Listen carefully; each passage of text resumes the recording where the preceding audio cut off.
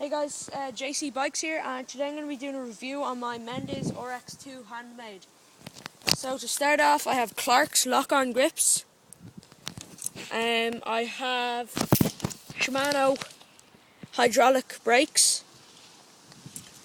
I have Uno alloy performance bars riser. I have Uno 3D forged stem. FSA headset, a Suntour XCR lockout on my suspension. My tyres are SUBSRIBE Blackjack. My rims are mendiz RX KS25. Hub is a Shimano. Okay. Frame is a mendiz RX2 handmade. My pedals are Welgo B109 studded, orange.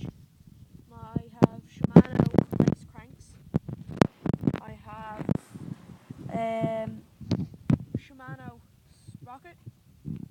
I have SRAM 9-speed chain. My gears are Shimano DR XT on the back and Shimano DR on the front. What else? My back tire is a SUBSRIBE Blackjack. Same as the front. And my rim is a mendiz RX KS25. And then I have my seat is a mendiz Selle Italia KSR0. My seat clamp is a Uno.